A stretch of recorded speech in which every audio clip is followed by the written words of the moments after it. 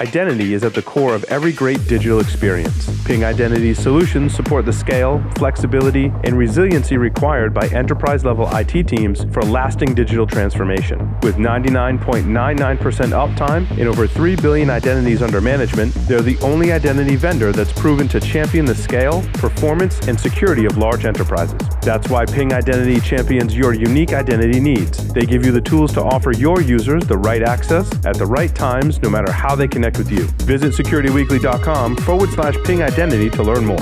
When it comes to ensuring your company has top-notch security practices, things can get complicated and time-consuming fast. Now you can assess risk, secure the trust of your customers, and automate compliance for SOC 2, ISO 27001, HIPAA, and more with a single platform, Vanta. Vanta's leading trust management platform helps you automate evidence collection, unify risk management, and streamline security reviews.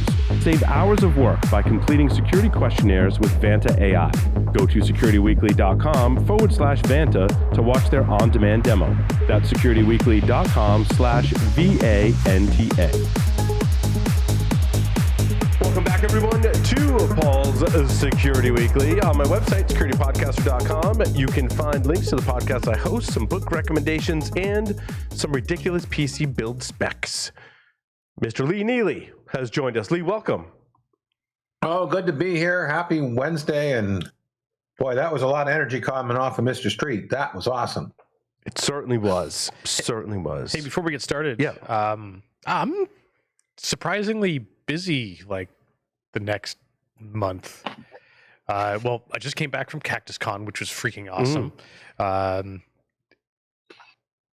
Next up, I've got a speaking engagement at Cyber Automotive Detroit this year, doing a talk there next week, somewhere the week of the 18th.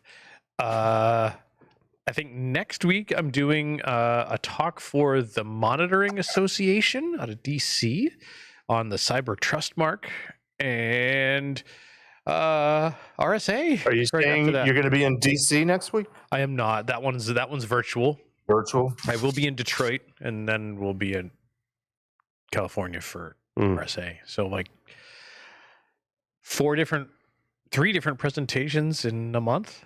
Yikes. I'm not using the Jason Street approach. Yep. Well, I highly recommend it. Yes. Well, we've got quite a few news articles. I don't know that we'll get to all of them. I don't know that we covered news in 3 weeks, 2 weeks. It's been a while. Yeah, it has been. It's been a while. Let's start with, what do you think? Your story number 3. My story number 3. We're starting right with the vibrators. Yep. Vibrator virus steals your personal information.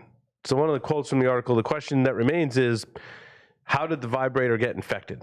That's a quote from the article. That's not even my comment was, well, because it was basically, I think it was a supply chain attack.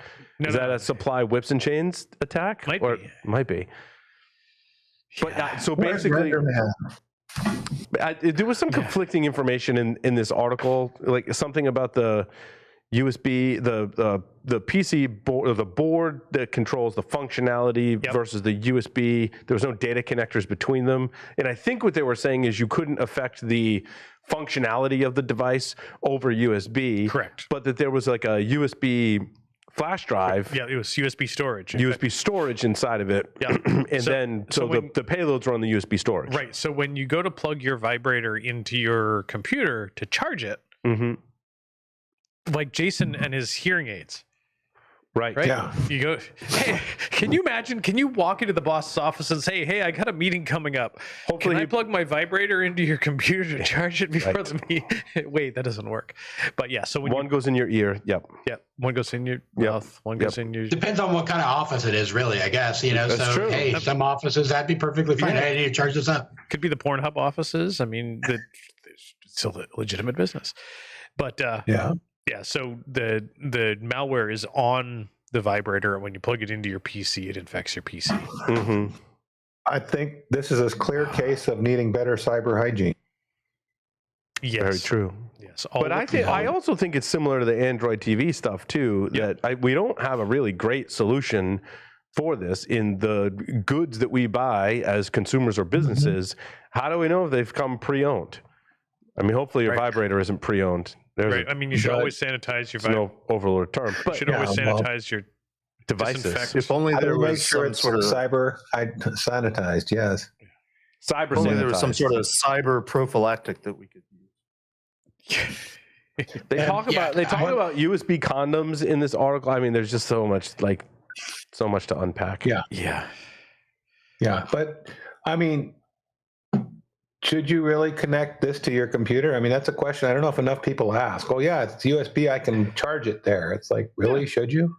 I mean, I can tell you the number of times that I've plugged something into my computer to charge it, not my vibrator. But now I have a separate charging dock just for power at my desk because I plug in some shady shit. Right. Well, listen, when it's 1 a.m. in the morning and you're in the hotel and and that thing needs to be charged, you're not thinking about the security of your computer at that moment, right? You are very true, Bill. That is very true. Yeah. And not everybody travels with a big charger with a bunch of ports on it like Paul and I do. Like so this I one, get that. like this and one. My desk has two USB chargers that are hooked to power. So. Yep. But the interface on the computer is closer. What was the other thing? There was on the USB drive, there were a host of XML files and a Microsoft software installer file called Mia Khalifa 18plus.msi. So clearly this was intentional. It was an intentional pretext. And my guess is that this came upstream somewhere in the supply chain, which is increasingly concerning for me with a lot of different devices that we get. Larry said shady, I mean, the device necessarily isn't shady, but if the supply chain is shady, how do you check for that, right? Is it possible, Paul, that the component that was the source or the target of the malware was something that is used in a lot of different types of devices and they happen to just find it? Oftentimes that's the case, Jeff. Yep. So the intended target might have been something else that might be more business normal to see in an enterprise. Right. Interesting.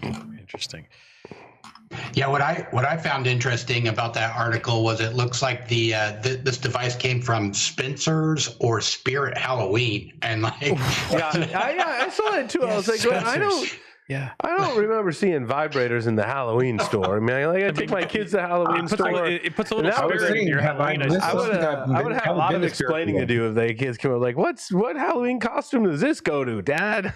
I don't know. Yeah. Well, if you're doing your shopping there, just be cautious and don't charge them with your computers, right? So if you are buying your sex toys from Spencer's or from the Halloween store, you get what you deserve, I guess. No, there's a couple of while we're on the USB device kind of front, and let's see, that's the case, maybe. Right, it could be that your new USB stick has a self-destruct feature. Your new USB what? USB stick. Okay, because I thought you said your USB socket. I'm like, nope. Your USB stick. We've got more sex toys. Has a self-destruct feature that I'm not sure how they trigger this, but you can trigger this device to heat to over 100 degrees Celsius. Oh, so it is a sex toy. It does require a 3 insertion process. No, you can. I mean, setting fire to things and blowing things up is a lot of fun, of course, with permission and controlled environments is what I'm saying. But the mechanism, the article says, reverses the voltage supplied to the device to around 100 degrees Celsius. However, it may not get hot enough to kill the flash chips, but the users can always add a compound for it to self-destruct. That was my favorite part. This is right. This is not safe. Part. This is safety last. Right? Well, the user has to add the compound. They will not ship it with a compound. So let me get a little bit of thermite on some Scotch tape and put it over the flash chip. I don't know if that's enough to ignite thermite. With that, does that get hot enough to thermite? C4. Where's my explosive trained wife? Yeah. So what I think was really interesting about this article, Paul, so, one of the things that you mentioned, Larry, was that you had to insert it 3 times in order for it to enable itself as a USB drive. And so the thinking is for areas where encryption is illegal, journalists still need to have a way to protect their data on thumb drives. And so this was a way for if a journalist had some data that they could not encrypt legally, they could put it on this thumb drive. And if an investigator were to plug it in once, it would show up as a dead thumb drive. And there were some other ones that they had tried in the past. Yeah, I thought so too. I think it's a very clever solution, but at the end of the day, just encrypt the files, right? Like that's the right way. Yeah, this is more fun, but yeah, bottom line, just encrypt what you don't want open.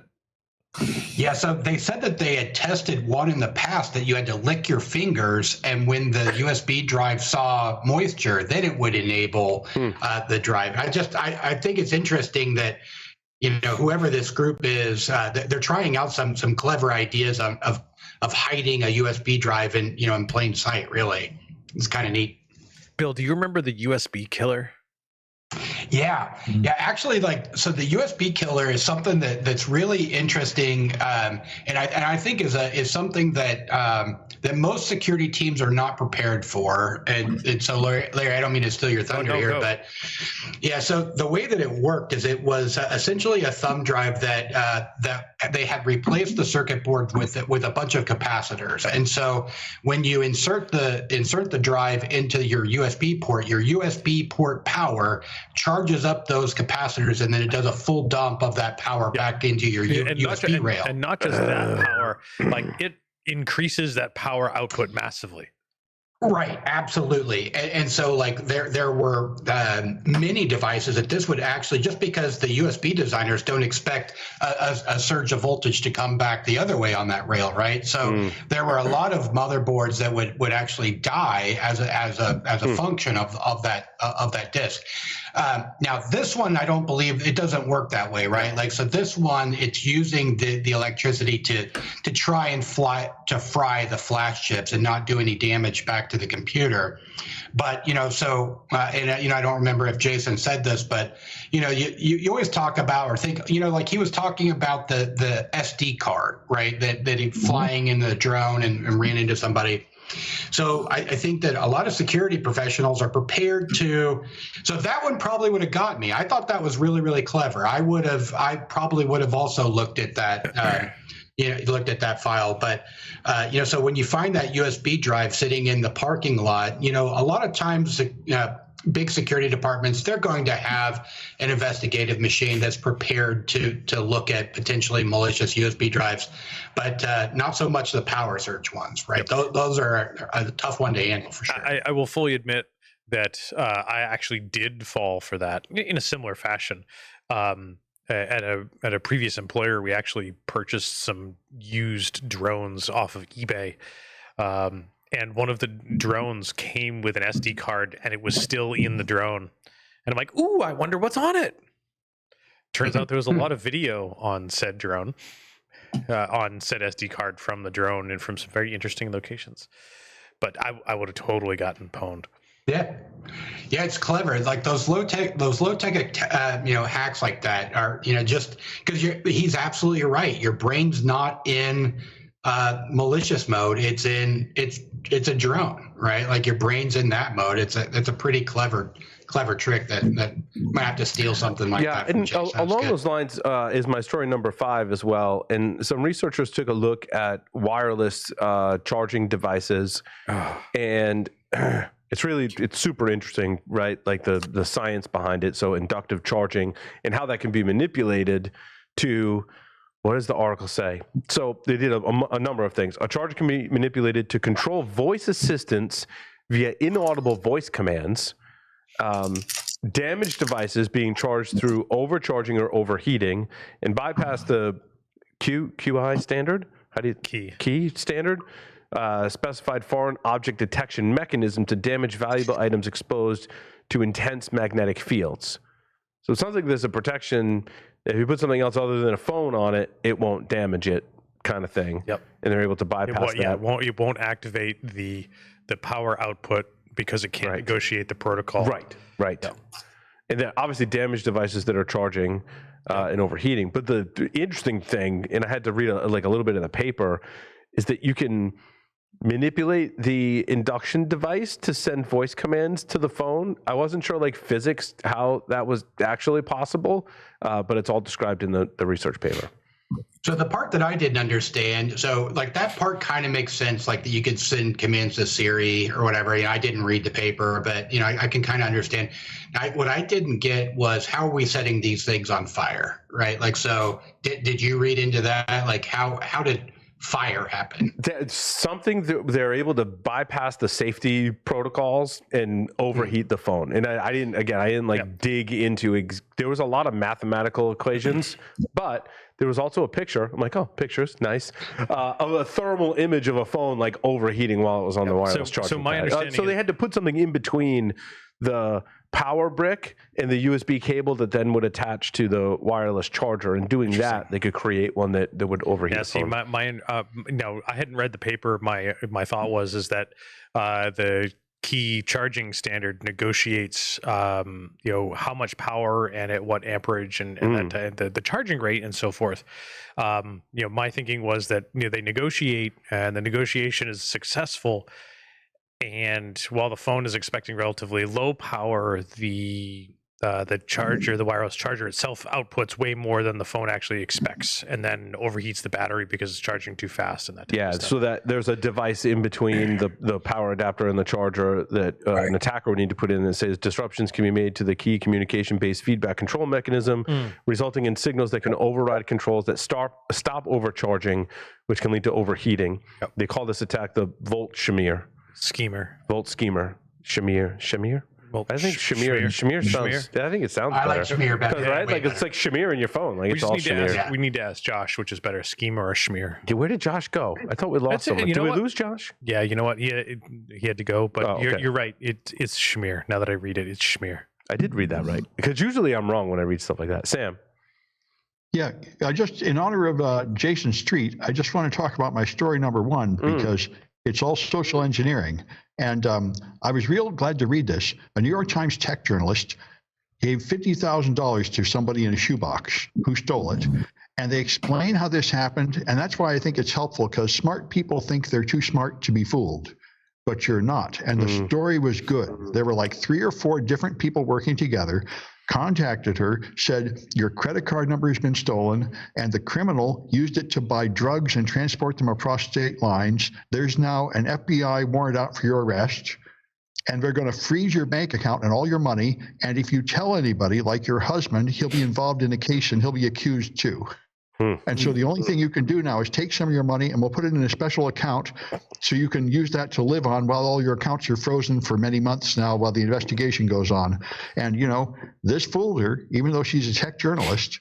And that's why I think it's really helpful. And she said when she came out and told this story, overcoming the embarrassment, all of her friends knew somebody who had fallen for it, like their father or their cousin or something. This is going on all the time, and people are ashamed to talk about it. They think that I should not admit that I'm stupid enough to fall for it, but we all are. Social engineering is our common weakness, and I don't know how would anybody defend yourself against this. You just have to. It helps to be aware of it, I suppose. But I just thought it was the most important of my stories, because this is something we need to know. And this was Jason's point too. The simple social engineering attacks are the most deadly. Yeah, I think a lot of them can be thwarted by verify and then trust. But exactly how you verify a lot of these things is the tricky part. Well, but here they used a standard technique, which is like one of the 5 or 10 standard techniques, which is to create a situation of urgency, create an emergency so your standard rules don't apply. Right. Like they're going to freeze your bank account. You won't be able to pay your rent or anything.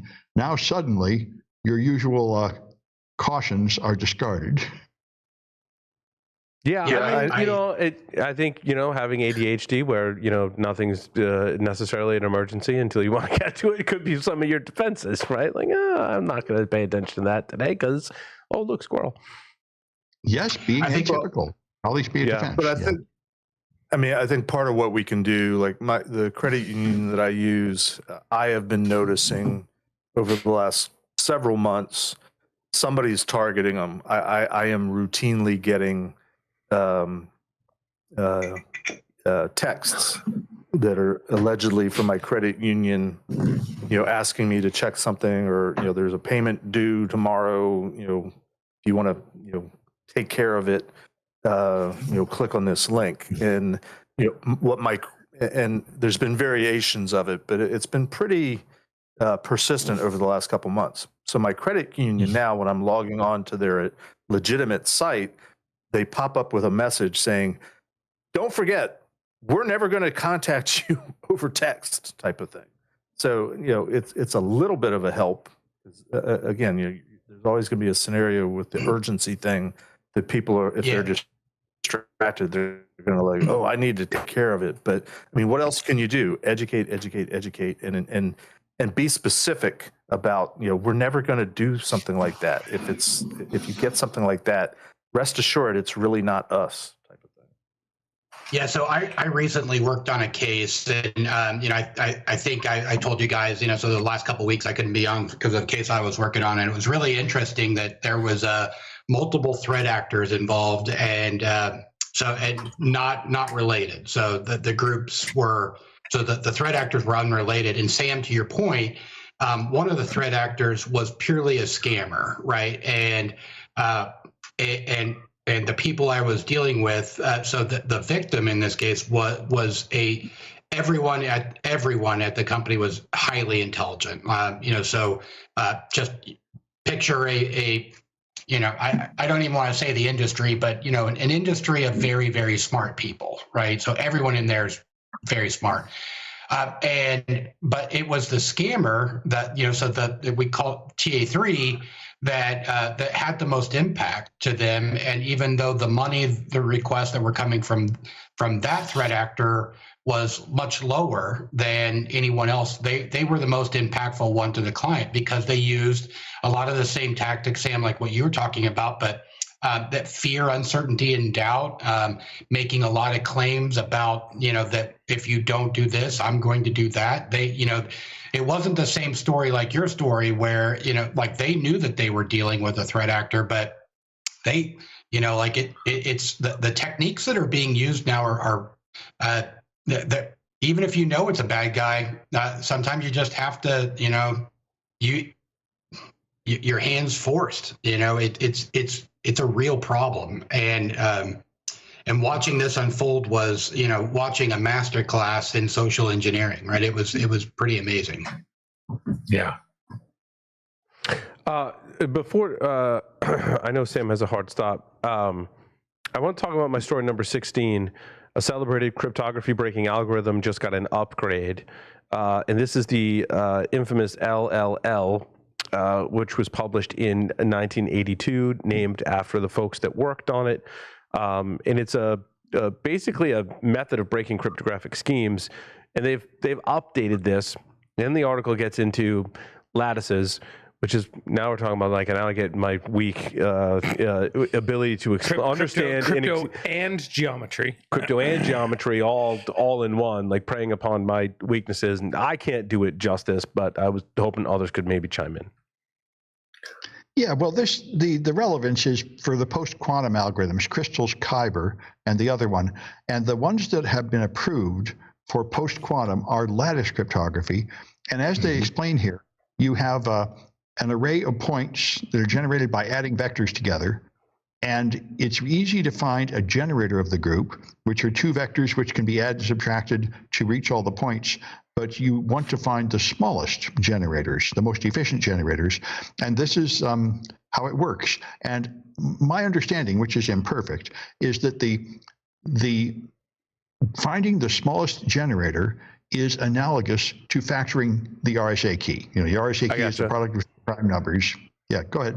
Well, I was just going to say factoring lattice. So they described it as like you've got a bunch of tiles laid out on the floor, and you pick any one point, and then you find all the adjacent points. And the basically what you're saying is to break the cryptographic algorithm, you got to find the shortest way in which to do that math, right? Which is, now you also said, Sam, similar to factoring, right? Which starts to, using some terms that I'm vaguely familiar with cryptography. Yes. So lattice reduction is the hard problem. All cryptography has a hard problem, and getting in without the key involves solving the hard problem. Right. And RSA is factoring, and in lattice, this is the hard problem, lattice reduction. Mm-hmm. Gotcha. Yeah. So Paul, this is relating to like the curve. You've probably heard of elliptic curve cryptography, right? So that would be your that would be your introduction to lattice type encryption. And so and so what's really interesting is, as we start looking at post quantum computing decryption or encryption or what kind of those kind of things. These are what we're seeing to be somewhat resistant to that quantum computer attack, right? And so when there's big breaks in these researches on how to do, exactly, how we start to factor that down and those kind of things is a great thing for cryptography, right? So that finding these problems now early, right, before we start really making big changes into accepting those types of algorithms is a huge deal, right? This is good work. And I ought to mention, if you want to switch to post-quantum cryptography, you have to be careful, because we've already had really strong contenders like the one from Google called the New Hope, which fell. So you feel some pressure to switch to the new thing, but in a lot of ways you should just stick to the old thing for longer. And do these new things all have to be Star Wars themed? Is that a thing? Like Star Wars or Star Trek? Yeah, that's the rule. Star Wars and Star Trek. That's the plan, because crystals is an acronym describing the fundamental. The word crystals is the acronym. Dilithium is the other one, right? Yeah. There's a whole bunch of them. And they're largely Star Wars and Star Trek themed. Yeah. Lee, you look like you had a comment there. So one of the things that when we were talking about this, and I was in a presentation earlier today, and they're talking about that definitely Kybers and dilithium will fall, but we don't know how many years away. But with PQC, the implementations are now modular, where it's far easier to change out the encryption algorithm than it ever was. But I think that's part of the limitation. Why do you say it will definitely fall? Yeah. I mean, is it clear that it'll definitely fall? I mean, it might last forever. Why not? But at least if it's not as hard to switch to something new, we get an advantage that when that day comes. Right now, it's a son of a bitch to switch. Yes. Okay. What I'm curious about. I hope it doesn't come soon, but what the heck? Sorry, go ahead, Jeff. Yeah. So I don't know much about this type of cryptography, but I was looking in the article, not seeing a description of what they meant by breaking. Very often cryptographic algorithms are not broken. Like the Enigma machine, the cryptographic algorithm was not broken. They figured out a way to very efficiently brute force eventually and do it fast with computers, or the Turing machine, the bomb. I remember when I was at NSA one time, there was someone within the organization that actually did discover an attack against one of our algorithms, or one of our, I think it was one of our algorithms, and I don't remember what it was, and I wouldn't tell you anyway. But what fascinated me at the time. Oh. That was Jeff, not Lee. That was Whoops. The NSA didn't want him to tell that story. Oh. What happened? Jeff didn't pay his Discord bill. I was reading in Slack that Sean was moving Lee for a send back, and all of a sudden Jeff disappeared. Whoops. I know. He's back. Jeff, you were saying. Am I back? Yeah. Okay. Well, I don't know how much you missed, but NSA, somebody got a cash award because they actually came up with a cryptographic attack because they reduced the work effort by like 10 or 20%. Huh. But they still didn't solve the problem, and what was left was still computationally infeasible over the next 20 or 30 years. So I was like, why are we making such a big deal out of this? So I'm just curious as to what they mean by breaking. Are they is it an actual attack where they're reducing the workload by a percentage, which is what it kind of sounds like? And is it reducing it enough that makes the algorithm actually solvable, where you can actually get to the underlying data? But is it a path to breaking the encryption? In other words, you find one way to weaken it, but then someone else finds a different way. Is that right. Like that's a thing as well? It's like, I think about it with vulnerabilities too. Like, we may not have an exploit, but people chip away at it, and then lo and behold, we can successfully exploit it, right? Yeah, I mean, it's rare though when that happens. Yeah. Whereas other weaker algorithms that actually, I mean, when DES was broken how many years ago, it wasn't really broken. They figured out a way to do distributed processing so they could accelerate beyond what was anticipated of how long it would take to brute force it, which was great work. And we don't use DES anymore. In fact, we don't use triple DES anymore. But I'm just curious from that perspective. I don't know if Sam, if you have any insights on that. I only know in general terms, but I think the fundamental point here is not that this is a practical attack against algorithms that are in use, but that it increases our understanding of the limitations, and therefore you can make more weighty statements about the security of the algorithms you use. It's like the sieve around the various number field sieves that are used to factor prime numbers. That's why RSA keys have to be 2048 bits long to give you 90 bits of security, because they have to know what the most efficient attack is and consider that. So you can't really trust this stuff until you have a pretty good idea what the most efficient attack is, and then you make your key long enough that even the most efficient attack would take too long.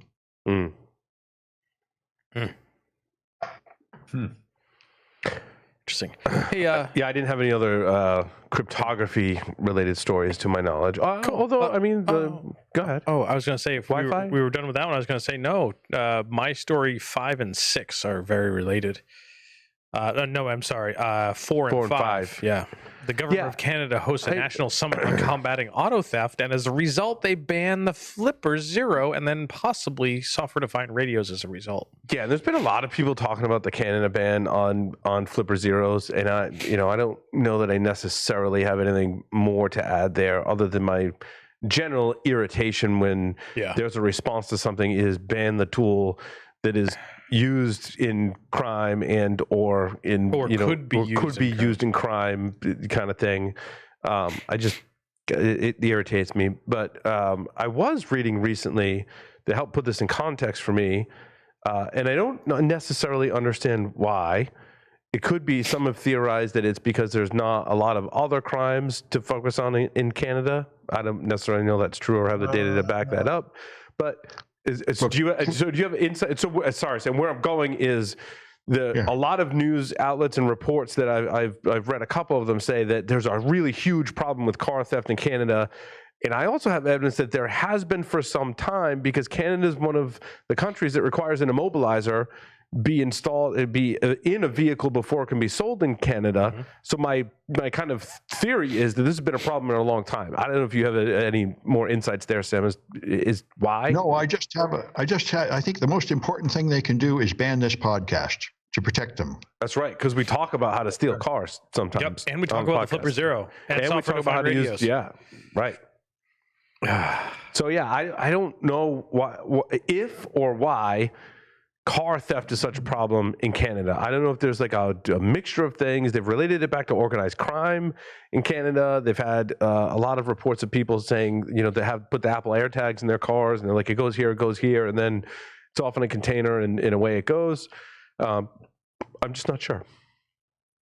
But that is evidence to me as to why the politicians would have this, knee-jerk reaction of, oh, there's a problem.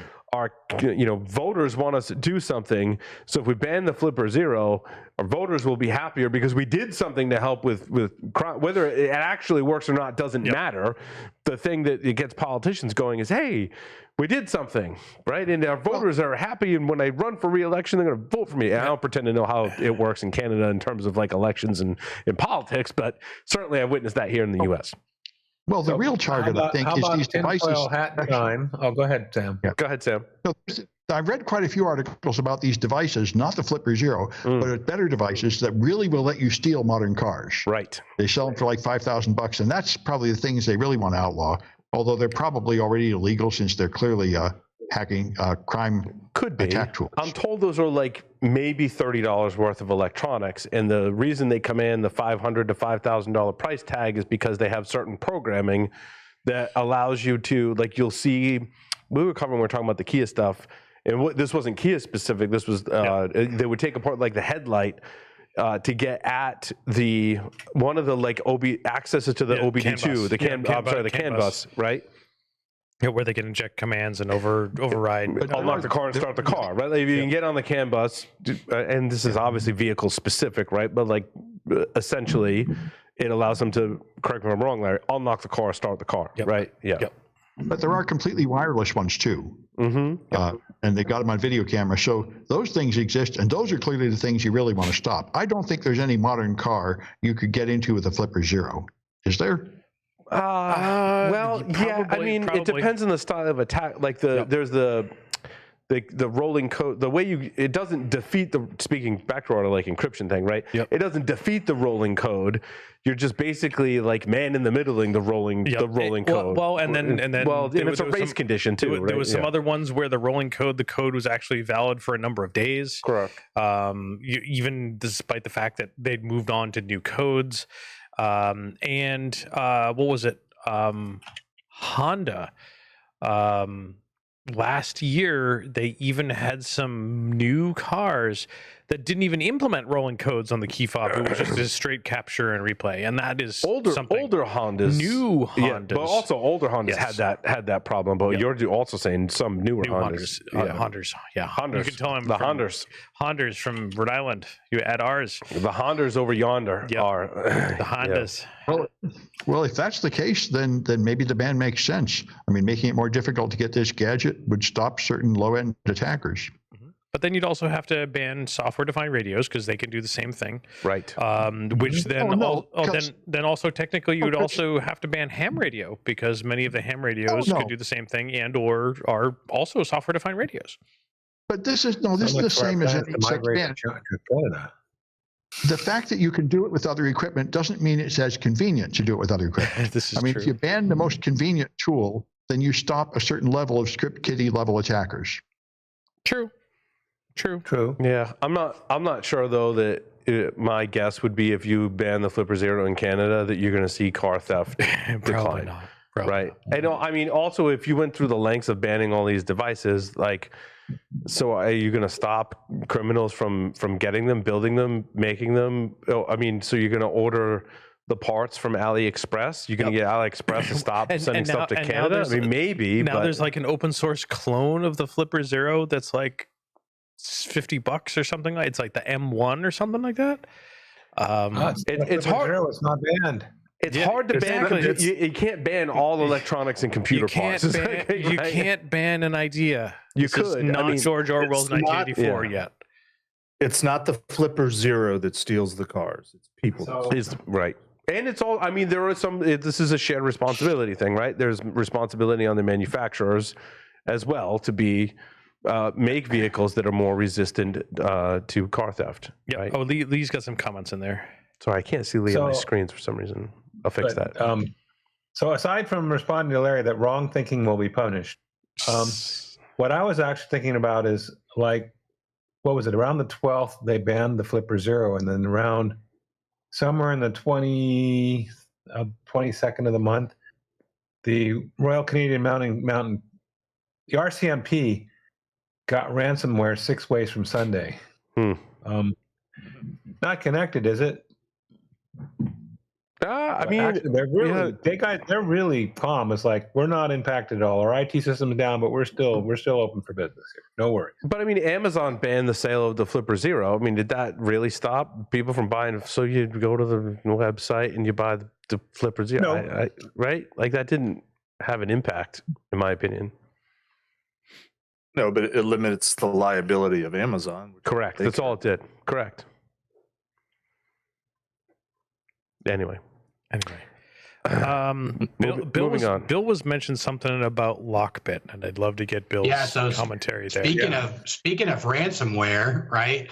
So LockBit got taken down, and there was Operation Kronos that was a mix of various different law enforcement groups that specifically targeted LockBit. And one of the things I just wanted to bring up, I don't know if anybody was able to get onto the LockBit servers during that time, but the law enforcement showed that they have a humorous side. So they replaced the LockBit site with an exact copy of the LockBit site, but was making big threats towards the operators of LockBit, going to dox dox affiliates, dox administrators, those kind of things. And I found it pretty funny. I'm curious if anybody saw that or has any opinions on that, but I could probably talk about it all day. Like that, I could talk for the rest of the day about that. Yeah, you can talk about it for 2 days. Because 2 days later, LockBit said, "We're back." Yeah, it is theater, it is theater. It is hilarious. There's a $15 million reward for finding them. A 50 or 15, Sam? 15. That's Lambo. That's Lambo money right there.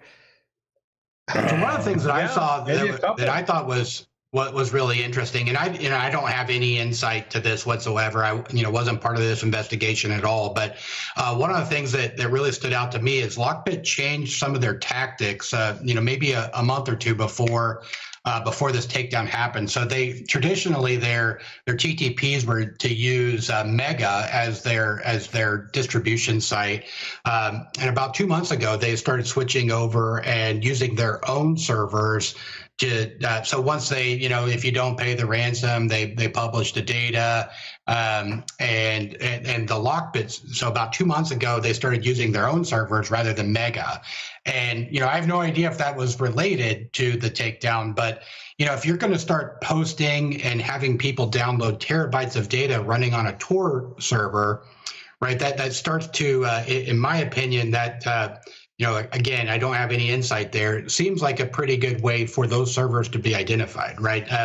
And just I find it, maybe a coincidence, but maybe not. I thought that was really interesting. When I hear you describe that, like one of my thoughts is that the ransomware operators are, for lack of a better term, are kind of one step ahead of us in law enforcement, perhaps, and kind of thinking about, well, we got this infrastructure now, but running it as if this is going to get compromised. And so they're already working on the next infrastructure. But then I if it were me, I'd also have like a third team working on like the third infrastructure, just kind of staying ahead of it. Like you're basically burning down your infrastructure, building new, and not just like version 1, version 2, but your version 3 or 4 kind of ahead of everyone to keep this operation going. Well, don't try to that PHP vulnerability that they used to get in. Mm-hmm. Oh, I get it. I know. Like I've been tracking this one pretty closely. Just due to my day job or whatever. But so LockBit's response was just as funny, right? So they posted whatever, if it's a person or a group or whatever, they posted a very long text document that really they essentially they talk like they were an IT administrator. They said that they've been swimming in money and they became lazy. They were on the yacht with large-chested women, and they just got lazy and didn't do the IT things needed to keep their site up to date. So Paul, to your point, that was something that they said in there, is that they that they had prepared, and that they don't think that they can be doxxed, they don't think that they can be caught, and that they're going to start targeting more law enforcement sites as a result of this takedown. And it certainly has become a cat and mouse game. And I'm interested to see how this one plays out for sure. Yeah. Also, like, my tinfoil hat is, do the ransomware groups actually go, yeah, law enforcement's either in this already or going to get in this, so let's let them have a win and think that they got us while we're going to version 2, version 3, right? Because they know, like, we're not going to fly under the radar forever. So now I'm just going to let law enforcement take that over, because I've made it such that even if they do, not a big deal for us. Ransomware group, we've rebuilt our infrastructure, moved on to something else that law enforcement, we're pretty sure, doesn't have any claws into. Law enforcement goes, oh, like, hey, look, it's a win, like we're rusing LockBit, and they play into it with the post, like, oh, we're on the boat with large chested, but like, I think that's all part of the ruse, man. Me too. But certainly, like, as somebody who has to deal with these types of groups all the time, don't lose sight of, when you take down infrastructure, it's not easy to rebuild. Can you? Absolutely, right? Can that infrastructure be rebuilt? Yeah, of course. But it's still a pain in the ass for everyone, right? So, at some point, if it's certainly a well-known fact that these groups have generated a tremendous amount of funds over the last couple of years, right? At some point, it just becomes, do I even need to do this anymore? Like, do I want to keep, playing cat and mouse? Do I want to keep building this infrastructure?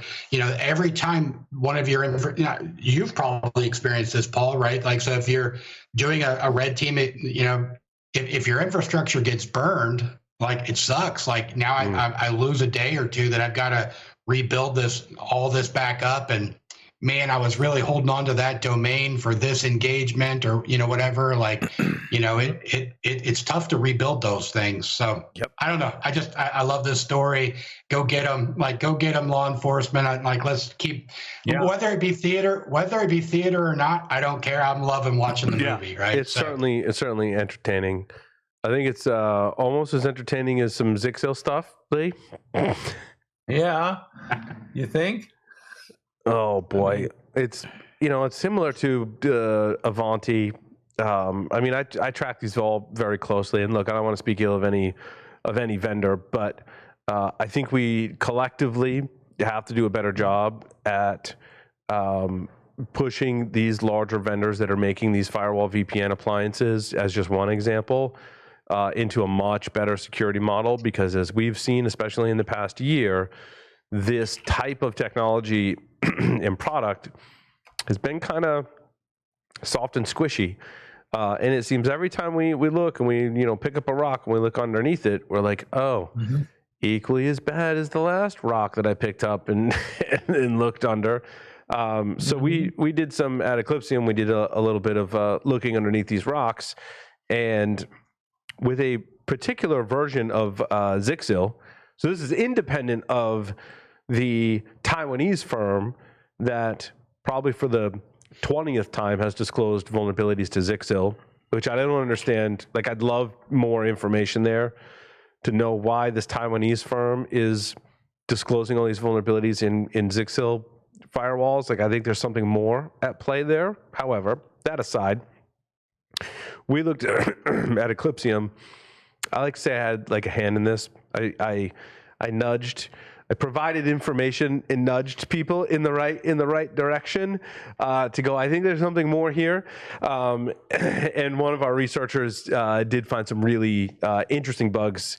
It's basically a server-side request forgery-ish style kind of bugs that they found. Now, one of the most interesting things for me, and something that really grinds my gears, is Zixil in this case said, well, those vulnerabilities exist in a piece of software called ZTP that was in, not present in the most recent version. So prior to 5.37, that software existed and those vulnerabilities existed. And they said, well, we made a new release and we just didn't include that functionality. So we removed that software. Therefore, we're not going to issue a CVE. Mm. I'm like, but now the way you worded it, and I didn't read the article, was that the new version said that it disabled ZTP. It didn't, whatever I read, and I think it may have been from you. Yes, didn't say that they removed. They didn't say they removed ZTP entirely. They just disabled it by default. Yeah, I understood it as, and I'm not sure if it came out in the same communication, but I understood it as they removed some of the functionality from ZTP that made this vulnerability possible. Got it. Okay. Right?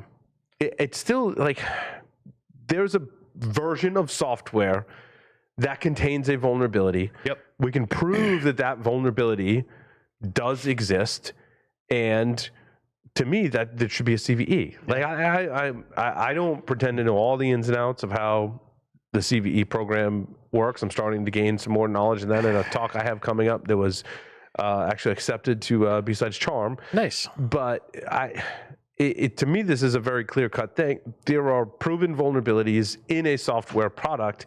It doesn't matter if you've patched those or removed the functionality or done whatever in later versions of it. A version of software exists. It was delivered to your customers in this case, and it has a vulnerability. There should be a CVE so that the customers know, oh, when I upgrade to this version of the software, I'm remediating those vulnerabilities. Without that knowledge, you may just go, oh, like, there's no burning sense of urgency for me to upgrade. Well, I hear what you're saying, Paul, and to expound upon it a little bit, most companies are not out there looking at the new CVEs. They're looking at their scan report that flags a vulnerability and tags a CVE to it. And so if there's not a CVE, there's presumably not a plugin. And so the version is not necessarily being looked at, which begs the question are the major scan engines that are out there reporting on the version without the CVE being there as a trigger for creating the plugin in the first place? And or is the company doing anything to notify their clients and the consumers of the bad version, hey, you really need to update to a later version where this problem is solved? Is there a way to report it without the CVE? Yeah, no, I see where you're going. Have we become too accustomed too reliant on the CVE? We're only responding to scan findings that are based on a CVE, which is usually what triggers the plugin being put into the scan engine in the first place. Right. Yeah, I think there is somewhat of an over-reliance on CVE to be the complete database of every vulnerability that's in existence, and it's not that. There are lots of vulnerabilities that are not, don't get a CVE moniker for whatever reason that that may be. And I think it's a positive thing to have a CVE because, again, it's something we can, as you stated, Jeff, we can report on it, right? Yeah. Right. And it doesn't even rely upon it. The thing that it's a double-edged sword, but one of the things I like about it is if we know that there's a vulnerability in a particular version of software and we document that and we attach a CVE to it, all I need to do is go, am I running that version of software? Oh, that means I have this vulnerability. I don't necessarily have to test for it. Without that, I have personally experienced in many different instances where I do use a tool or some method to discover a vulnerability. It doesn't have a CVE, but like it was found, and I'm like, well, I didn't know. Like the vendor never told me that there was a vulnerability there, and they might have fixed it in a later release, but like I didn't know it was there. But this tool stumbled across it and was like, oh, you have an SSRF. I'm like, well, that's interesting. I didn't know that was in that version, right? So it very well could be the case, and I'm not sure because I'm not a Zixel customer, that Zixel told their customers, hey, make sure you upgrade to this new version because we removed this functionality or disabled this functionality that contained some security vulnerabilities without a CVE. And that's the middle ground for me, right? But so if I can take this opportunity to have a PCI moment, PCI since the very beginning, the standard has 6 overarching goals, and one of those goals is to establish a vulnerability management program. in that vulnerability management program category, there are two major requirements. Requirement 5, which is the antivirus, anti-malware requirement, and requirement 6, which is where you have the, install critical security patches within 30 days of release. And one of the requirements is also have multiple sources of discovering vulnerabilities.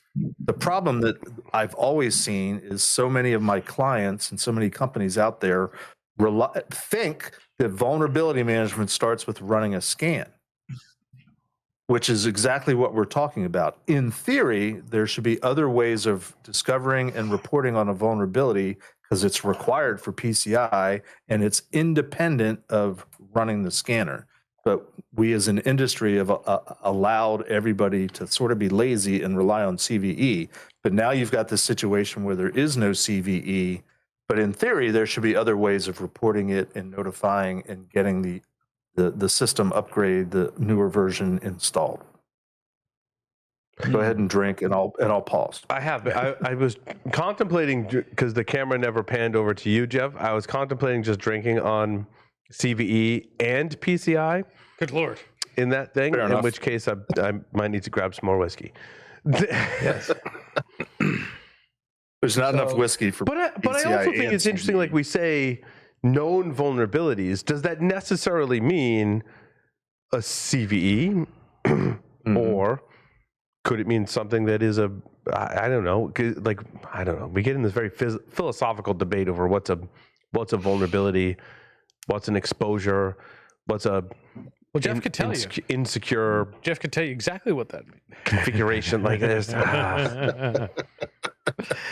Sorry, I had Defining these things is hard, and tracking all of these things is hard. And I don't want to be just the person that is pointing out all of the problems. Like, it's very easy for me to sit here and go, oh, like, look at all the problems with CVE and CVSS and PCI and all these things, right? But how do we get to a better point? Yeah. What you need to, like, oh, there's a problem. Right. We'll offer solution. Yeah. For me, it's like, what is our advice? How do we guide organizations to go, how do you basically like discover and prioritize the things that you need to fix to be more resilient in your security program, right? And my whole thing right now, like the basic premise of my talk is that a lot of the things that we have that many of us rely on, like CVE, CVSS, EPSS, these various scoring things, aren't necessarily equipping us to make the best decisions as to what we remediate and what the priority is for that. And I think we just need to offer better guidance on that. Yeah. Well, and it's been, that way of doing things has been largely effective for quite a while in terms of meeting compliance requirements, let's say. Sure. But it doesn't really get to the heart of, but when there's actually an issue and how do you know how to do it?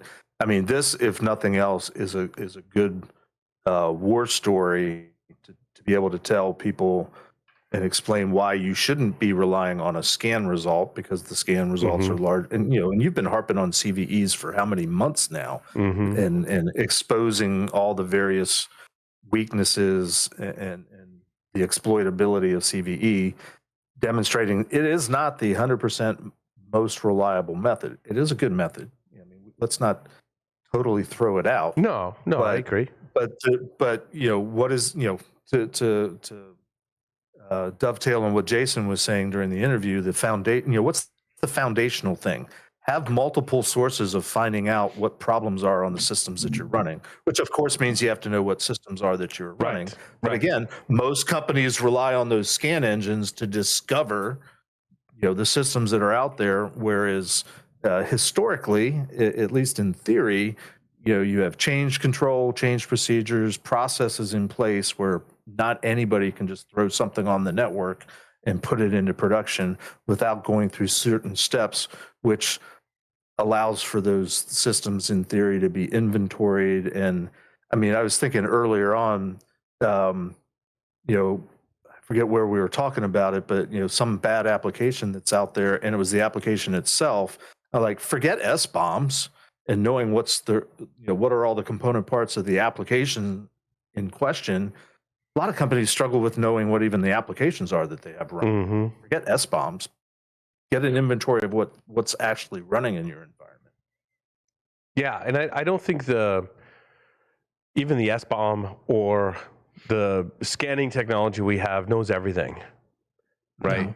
And I think that's what I view as a huge challenge right now. Is I've personally uncovered things where I'm like, wow, like if you're running that particular software, hardware, firmware, whatever it is, I'm like, you may not know if you're vulnerable, how you're vulnerable, and what the severity is of that particular vulnerability, unless you like really dug into it. Right? Like that's, and I don't know how we fix that problem. If how we percolate that information to the right people to allow them to make an informed decision.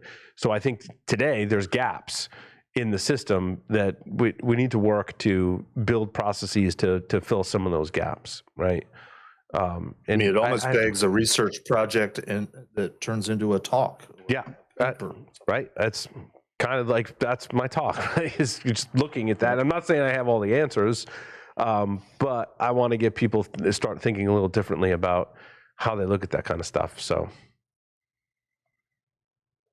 I look forward to hearing your talk at B-Sides Charm. Having a lot of fun putting it together. So It's awesome. I want to talk. I just want to talk. We've got a new Wi-Fi authentication vulnerability that was discovered.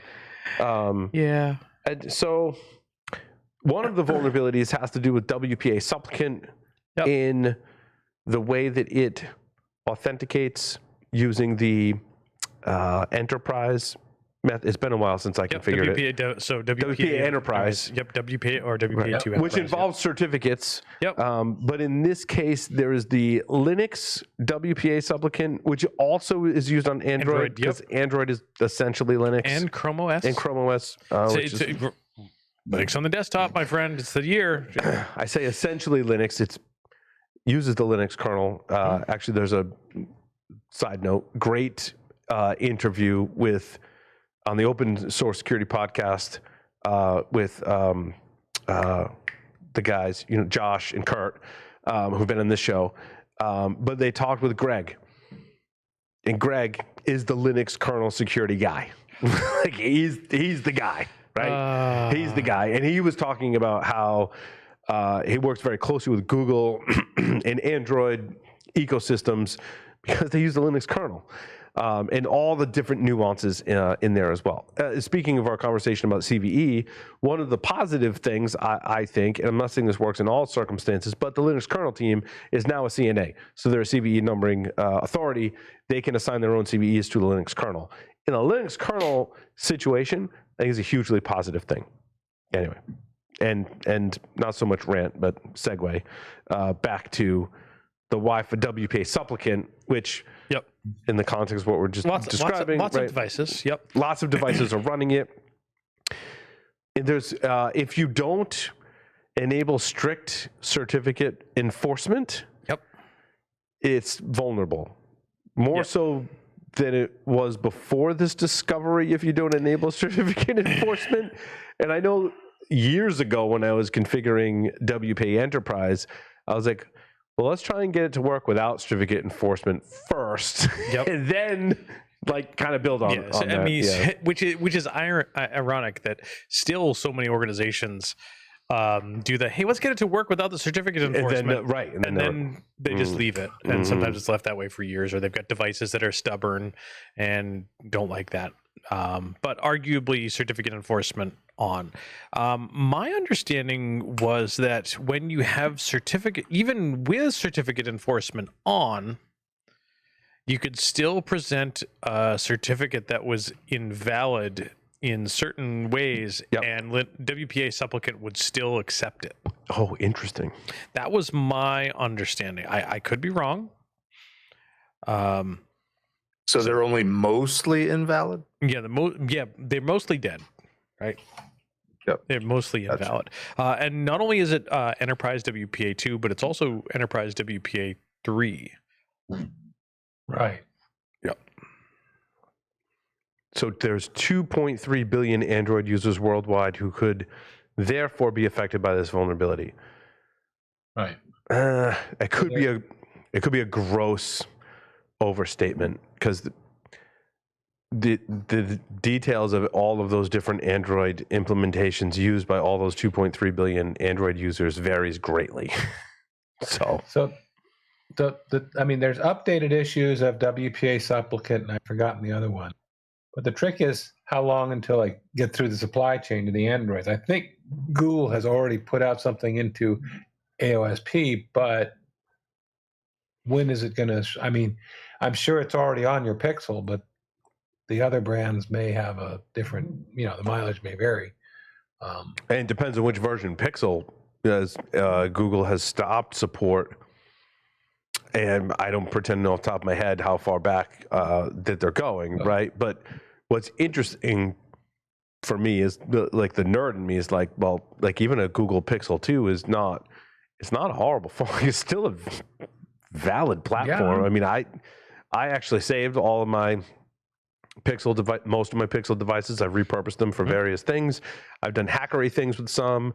I've given some of my family members used Android phones for various purposes. So I've got a couple, like if you call it in production, right? So how far back these are going to go is kind of interesting. I think my 2 XL does not get any. I don't believe that one gets any new security updates, but also we're on like Pixel 8 now, so maybe it's time to upgrade. No. The rest of them, though, to your point, Lee, the rest of the Android ecosystem, who knows? Unless you're getting it from Google, who knows? And it's not just phones, too. Like the other Android devices out there could be Android 4, like Android version 4 we're talking about, like kernel, like it is bad. Like, there's some really crusty stuff out there. Well, I'm trying to think. I've got a TV that's an Android TV. I don't remember what version of Android it is, but it hasn't gotten an update in a while. And it's easy to forget that's an Android device. I mean, Right. Yep. I look at the picture. And most people don't want to update their TV every 2 or 3 years because there's newer versions of the operating system. Yep. I don't want to go buy a new TV. I hope that software does update to a certain point, but I think you're keeping your TV longer than you're keeping your phone. So yep, and I'll argue I'm guilty of that too. Like we have an Android-based TV from I don't remember who. LG makes some. Regardless, we have a bunch of apps on our TV for streaming services, and every once in a while you turn the TV on in the morning and it says, "Oh, there's updates for your app," but I can never get to the thing to press the buttons to go to update the apps in the little pop-up before it's gone. And then I can't figure out for the life of me where to go and update the apps manually. Well, which is scary. App updating is separate from the Android core updating, right? And a lot of this, so when I did the investigation into some of these Android apps that were Android TV devices that are coming pre-owned with malware, there's a app update functionality, several different functionality or processes built in to update applications and other firmware. And what I noticed, I think I talked about in the article I wrote on the Eclipsium blog, is that there would be an app and it would be good, and then that app would do some updates, and somewhere in the supply chain or whoever maintained the app or whatever, it would do nefarious things. And there's companies that make anti-malware software for Android. They go, "Oh, this app is bad." And then you can see like years later going, no, like this app is good. It's good now, then it's bad. And it all depends on what kind of updates that it's getting. And I was like, oh man, this is kind of a nightmare. It's kind of a nightmare. So back to the Wi-Fi, back to the wireless stuff. The other portion of this one is not against WPA supplicant. It's against IWD. And I am not familiar with what IWE is, but it's typically on consumer networks. And it is not an attack against the client. It's an attack against the access point specifically. So go ahead, Lee. I would say, is that the one that can short circuit the 4-way handshake to make it a 2-way handshake? Yeah, it's a 2-way handshake. Hey, step 1, we want to exchange some nonces, some unique numbers, and then it goes to step 2. But the access point doesn't check to see what order it receives the request and response as part of that four-way handshake.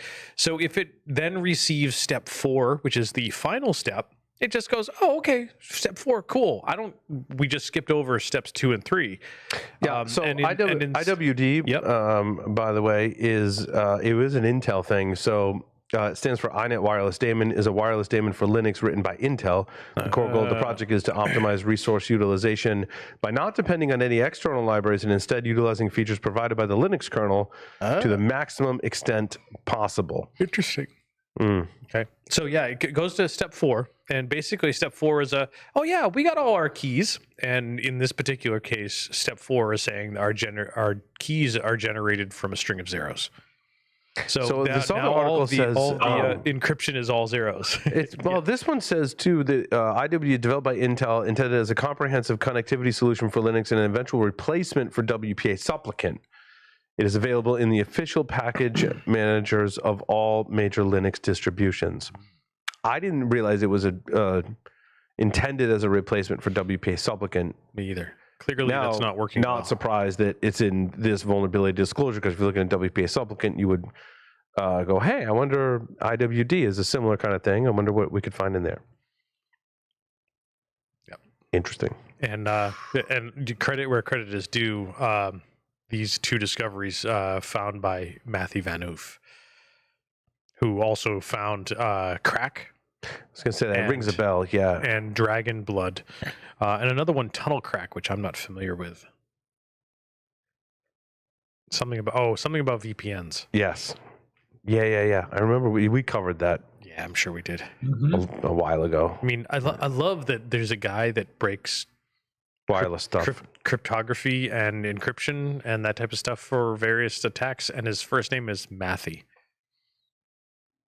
It's awesome. There's some irony there. Yes, there is.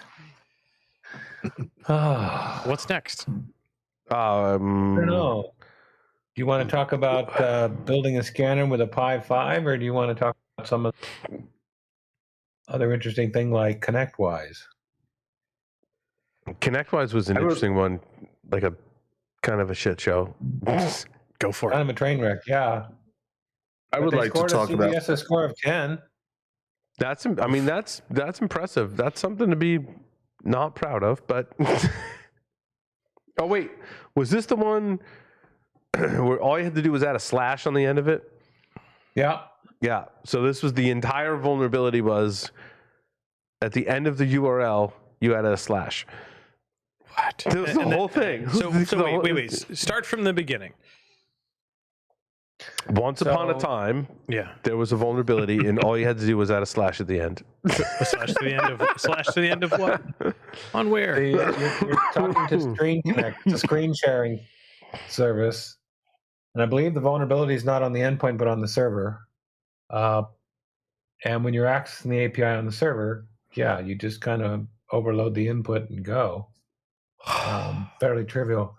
Apparently, a whole medical system was taken down by this vulnerability. The one I've forgotten the name of it, the pharmacy payment system, and they're offline right now because they got had using this hack. Oh, wait, pharmacy payment system? Mm-hmm. So, and I say this because I had to go to the pharmacy late last week and pick some stuff up that I'm paying for out of pocket. And they said, yeah, by the way, that GoodRx coupon that you're using, GoodRx is down. They've been under a cyber attack for a couple of days. So all their systems are offline and you can't use it. So we have to use this other coupon. And that thing that used to cost you $180 is now $430. And so she, the nice lady behind the counter at CVS twiddled her fingers a little bit, and I waited patiently, and submitted actually through GoodRx again, and it actually worked. So, yes. So it was Change Healthcare, which is part of Optum. Okay. And they were hit by that ConnectWise Screen Connect vulnerability, which was actually then used to put the Black Cat ransomware on their system. So I was correct. So this ConnectWise one status page, which is crazy on all their different services that are up and down. I mean, it's like as a customer, like in the pharmacy, you have no idea what it means. It's like, do I really need that API to be online to get my prescription? Yeah, But so there's a setup wizard ASPX that once you first install the server, you go to that, and it allows you to do the initial configuration and setup. Once you've done that, there's some like URL filtering that goes, no one should be able to go to those pages anymore, but there's a bug in the filtering that if you go to setupwizard.aspx and you put a / after it, it allows you to go back into that initial setup wizard, and then indicators of cover, and then that the attack kind of goes on from there. Wonderful. Right. And then you know, they say, you know, keep out, there's a specific directory where those ASPXs and stuff sit. So they say, watch for stuff that's added there that doesn't belong. So you can at least threat hunt for it. Crazy. And this is like massively, it's like Huntress is quoted one of the articles I was just skimming, is saying like, this is massively being exploited right now. Right. NIST put it in their known exploitable catalog with a due date of like the 29th. Is that today or tomorrow? I don't know what day it is. It's tomorrow. For federal agencies to either fix it or get rid of it. Yes, tomorrow. And I'm pretty sure this is one of them. There is no workaround. You have to patch.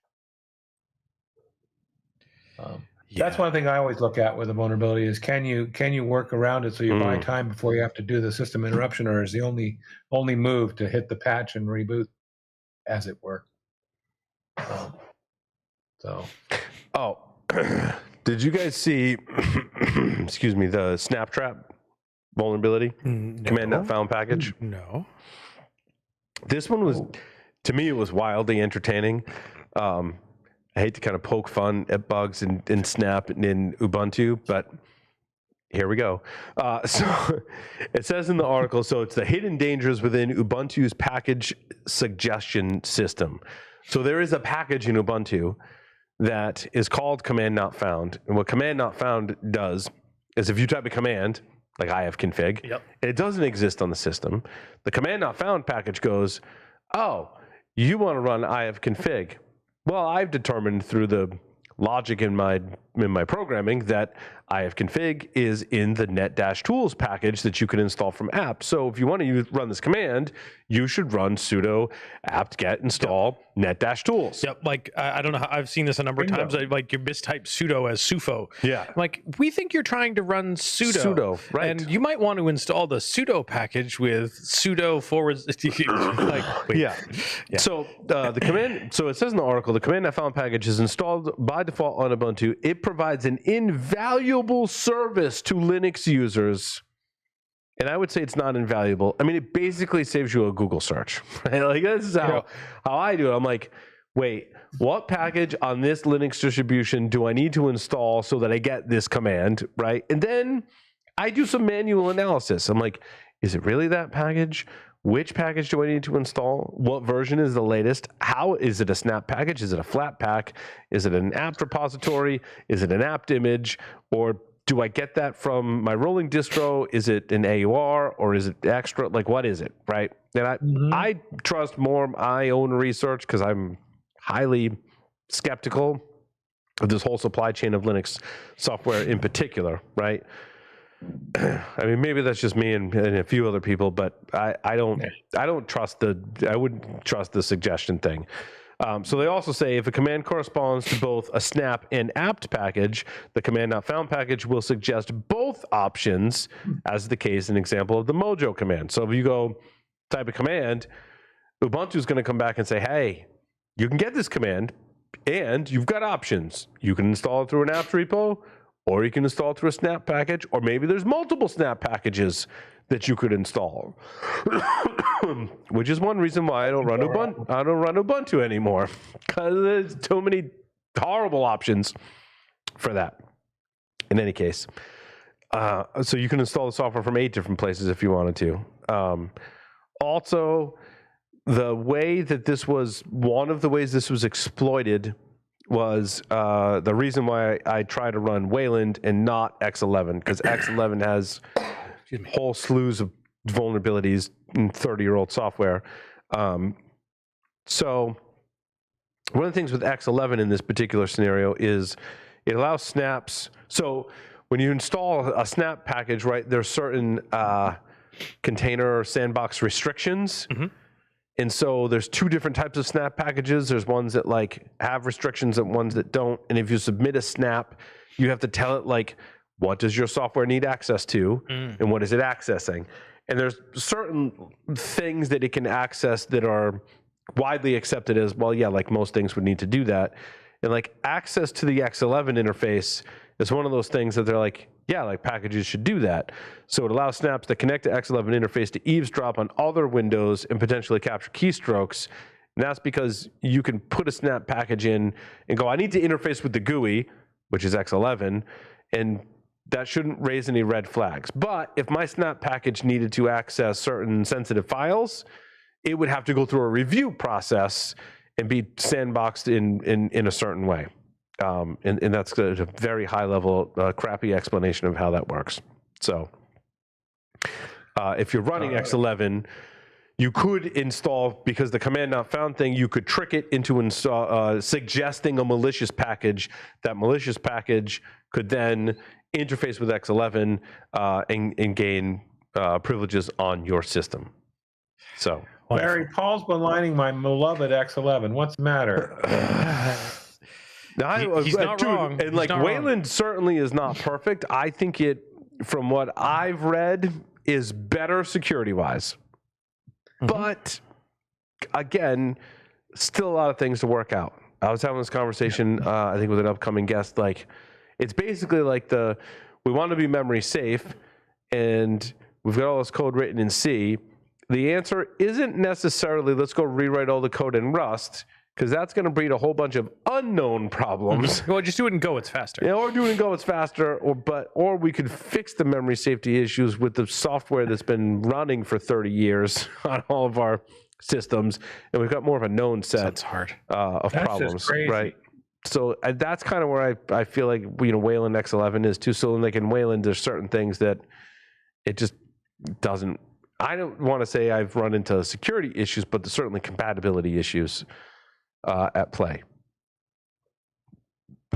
So my story number 12, it was a cool read, especially if you're a Linux nerd. It was a good read. Yeah, it was. It is. Can we shift gears a little bit? Let's do it. Sure. Talk about Lee's. I mean, it's a little bit old news, but we missed 3 weeks. Lee's story, I think it's number 5, about what happened to AT&T. I heard it was hackers. AT&T texted me and was like, "Hey, sorry for the outage." And I texted them back and I said, "I heard it was hackers," and they didn't respond. Hey, Well, I mean, with AT&T got a $5 credit. A whole $5, huh? Yeah. So what I heard is that they had a configuration error. It was something like 8 lines of code that were bad, and pretty much, although they found it fairly shortly, it took a while to roll it back and get it right. It was, smacks of the impact of a bad BGP route, right? And that caused denial of service. I was actually, I had just gotten into Denver on Thursday and took out my work AT&T phone, and it was like SOS, there's no service. And then a few minutes later, it came back and said, "Oh, that service?" But it was really weird. And I heard people all the way into the afternoon were having issues.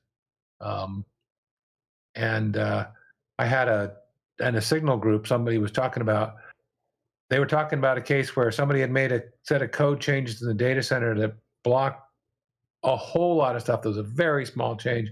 They were saying this is the same thing, different day. I've also heard that team that made the mistake for AT&T is no longer in that capacity with AT&T, and I hope that's wrong.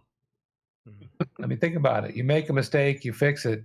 You've got experience many people don't have. Would you really put them out to pasture? I heard it was DNS. Could have been.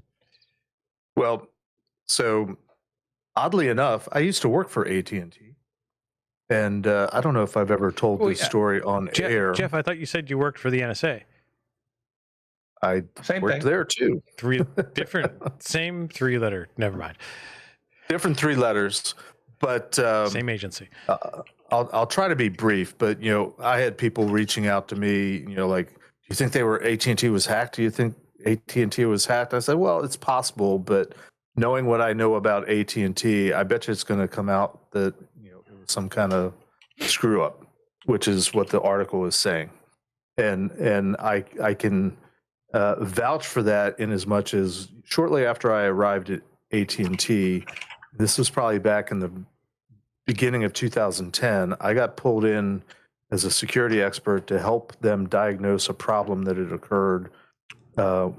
Basically, I was one or two of us were called in to do a security architecture review. They were at the time a subcontractor to, I don't know who the prime was, but they were trying to upgrade the nation's air traffic control system, which is based on radar. Which, if you're familiar with radar, you've seen the screens where the thing's going around and the little things blip up on the screen. Well, there's a time delay in that and how long it takes, but they wanted to update it all to GPS and put GPS transponders in all the planes and have all sorts of antennas in all the airports, because the rationale was, because of the time delay, they have to have planes on the ground and in the air a certain distance so they don't crash into one another. But with GPS, you could reduce the distance because you're getting near real-time location information. So I was interviewing some of the engineers that were involved because they'd had an incident. So I was trying to get the details, interviewing this one engineer, and he was telling me about how the system, as you can imagine, needed to be like 99.9999% uptime, because you can't have planes crashing into one another. And part of the system was having to have so many GPS locations around airports, but away from the airports in unmanned facilities. And this guy was telling me that what had happened was they pushed out some sort of software modification to a router, and they pushed it out, and that had caused problems. And the system had gone down because it wasn't something that they could back out. They actually had to get to every machine physically to back out the problem. The system was down for 18 hours. And one of the things that they told me initially was, and this is not germane necessarily to this current incident, but just gives you an idea of the mindset. One of the requirements for this system was that it was not supposed to be internet reachable, so isolated from the internet, so a closed system, which a telecom provider like AT&T should be able to pull off. The guy that was telling me about what happened, he's like, yeah, I was working on an update to the router, and it was on a Saturday night, and I was at home, and so I pushed out the update. And I'm like, well, hold on, time out. Where were you? He's like, I was at home. I'm like, you were at home on the internet and you were logged in? He said, yeah, I was logged in. I said, but the system's not supposed to be internet reachable. Well, it's not. And I'm like, tell me again where you were. I was at home. And tell me again that the system's not internet reachable.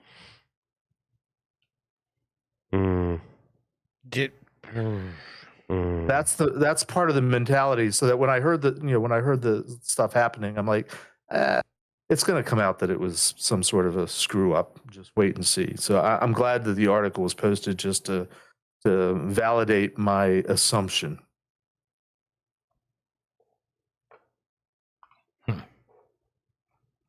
Yeah, think about that. Do you want to talk about Bluetooth locks or gray noise, code injection or backdoor, or SSH snake? It's just SSH snake. That sounds interesting. Let's do SSH snake. SSH snake is a bash shell script with which autonomously searches the system it is run on for SSH credentials, which is not a thing new and groundbreaking, but it does it in a more efficient manner. So it attempts to, if it finds credentials, log into target systems, copies itself there in order to repeat the process.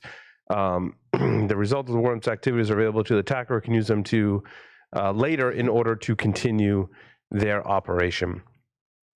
Apparently this was more advanced than other SSH worms, or less bugs than the Morris worm, apparently.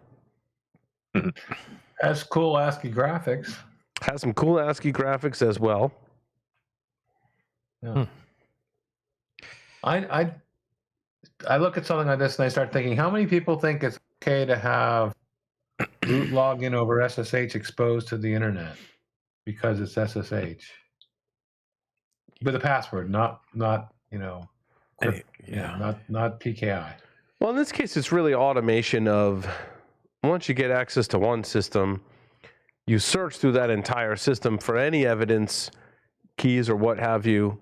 It even looks through the command history and parses the command history to see if you've run other commands to remotely access other systems, and kind of sprawls from there. And I think what Sysdig found was that it does this in a more advanced manner than other types of SSH worms that we've observed before. Yep, it'd be interesting. Like I said, like they have a function find from bash history where the commands of SSH, SCP, and rsync are searched for and parsed. Yep. Could you not also, Paul, search for trust relationships? Yeah, that's so the other function in there is find from authorized keys, which would exploit the trust relationships, which, I mean, we've been doing since, the dawn of time, the very basically, beginning. SSH, right? And even before SSH, we did that with Telnet, Jeff, right? You've talked about stories. Yep. Which is why I brought it up. And I guess the new and novel thing, like I said, is with the efficiency and thoroughness in which it does this, which is interesting. I like the quote from the README. Powerful tool designed to provide automatic network traversal using SSH private keys discovered on system with the objective of creating a comprehensive map of the network and its dependency, identifying to what extent it can be compromised using SSH and SSH private keys starting from a particular system. That actually wouldn't be that's something that's like, boy, I'd love to run that kind of a map, and I get. Right. But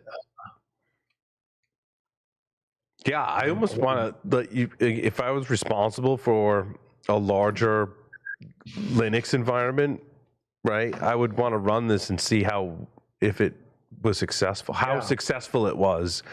Could you turn this tool, to your point, Lee, into something that you could use as a blue team to assess the security maturity of your SSH environment, right? Like, how successful would it be in my environment? That's a great point.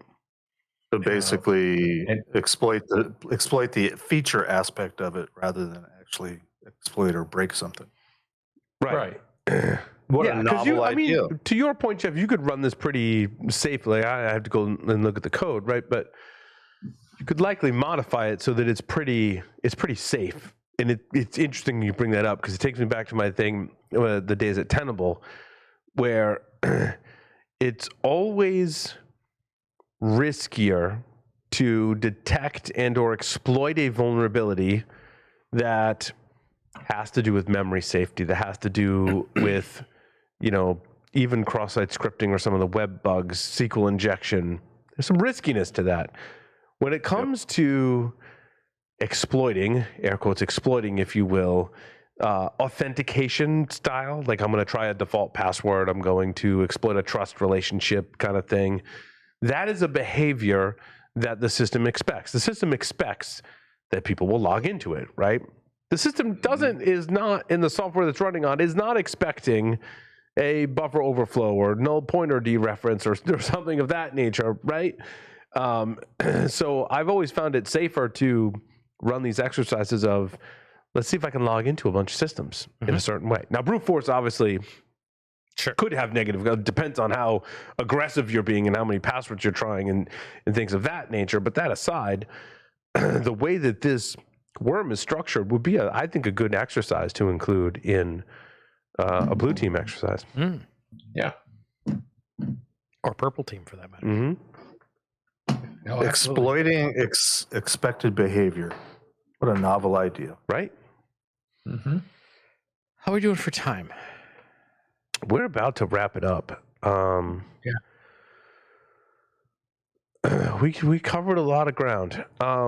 Make sure you check out our good friend, my good friend Ron Bowes. I love Ron. I don't know if how well you guys know Ron. We worked with him at Tenable. I don't know, Jeff, you remember Ron from Ron Bowes from Tenable.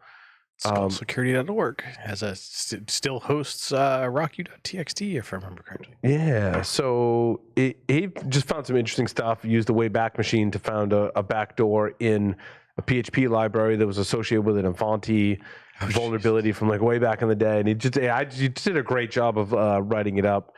And my whole thing is like, this is what you get. This library is, was it 7 or 14 years? It was an old a library that tried to allow your PHP application to mitigate cross-site request forgery, but someone had put a backdoor in that code that allowed an attacker. So if you would incorporate it in your PHP application, it allowed an attacker, and I quote, unauthenticated user to execute arbitrary code with limited permissions of nobody.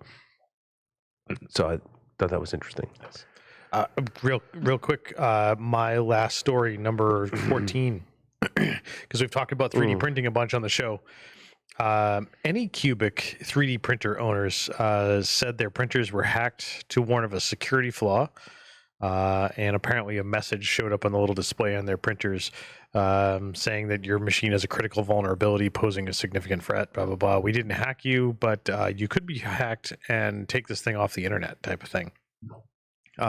Apparently it's an issue with Anycubic's MQTT service, which is small messaging service where an IoT device goes and subscribes to, authenticates, subscribes to a channel, as it were, and then can receive commands from a specific channel and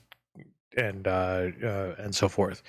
So I wonder if Anycubic's MQTT servers got hacked to push a bunch of stuff, or they just leveraged a bunch of plain text communications, because so often in IoT we see MQTT deployed in clear text. I work with a security researcher that said something along the lines of, when MQTT is involved, there's usually vulnerabilities and tomfoolery that will follow. Because so often MQTT in IoT is deployed unencrypted, plain text.